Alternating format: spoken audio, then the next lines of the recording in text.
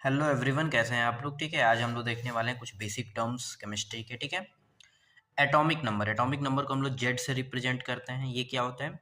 It is equal to the number of protons present in the nucleus. मतलब nucleus के अंदर जितने protons present होंगे वही क्या होगा? एटॉमिक नंबर होता है। ठीक है, नेक्स्ट आ जाते हैं एटॉमिक मास। मास का मतलब वजन होता है। ठीक है, the atomic mass mostly comes from the combined mass of the proton and neutron in the nucleus. मतलब न्यूक्लियस के अंदर जो प्रोटॉन और न्यूट्रॉन का सम मास होता है, प्रोटॉन न्यूट्रॉन दोनों को ऐड करने पर उसी को एटॉमिक मास कहा जाता है।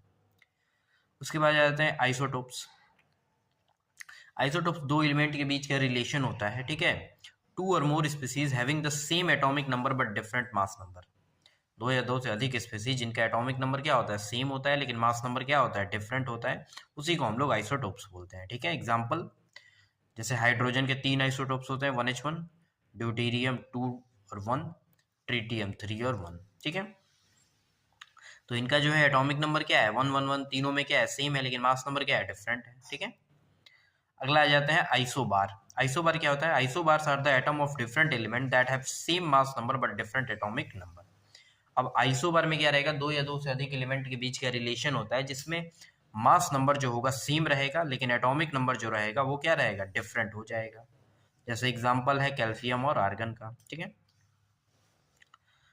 अब हम लोग आगे आ जाते हैं आइसोटोन के बारे में। ठीक है, तो आइसोटोन्स ऐसे दो केमिकल स्पीसीज होते हैं या दो एलिमेंट्स हो सकते हैं जिनका आपस में रिलेशन क्या होता है?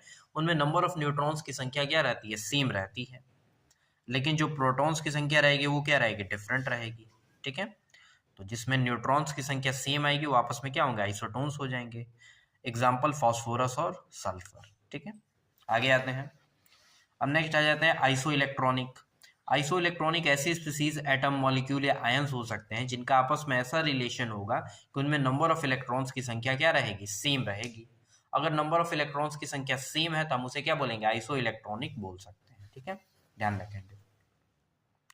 एग्जाम्पल है sodium plus neon, aluminium +3, magnesium +2। इन सारे स्पीसीज के अंदर 10 इलेक्ट्रॉन्स होंगे। तो चारों के अंदर जब इलेक्ट्रॉन्स की संख्या सेम है तो हम इन्हें क्या बोलेंगे? These are isoelectronic in nature. ठीक है, अब आ जाते हैं isodiaphers. These are those nuclides that have same difference between the number of neutrons and protons. मतलब कोई जैसे यूरेनियम हमने लिया तो न्यूट्रॉन और प्रोटॉन को आपस में माइनस करेंगे तो जो वैल्यू आएगी दोनों की सेम आएगी। या ऐसा बोल सकते हैं A-2Z वैल्यू जिसकी सेम रहेगी, आइसोडाइफर्स बोलेंगे।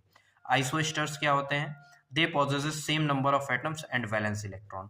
मतलब वैलेंस इलेक्ट्रॉन सेम होगा और नंबर ऑफ एटम्स टोटल क्या होंगे? सेम होंगे, यानी आपस में एटॉमिसिटी क्या होगी? सेम होगी। बस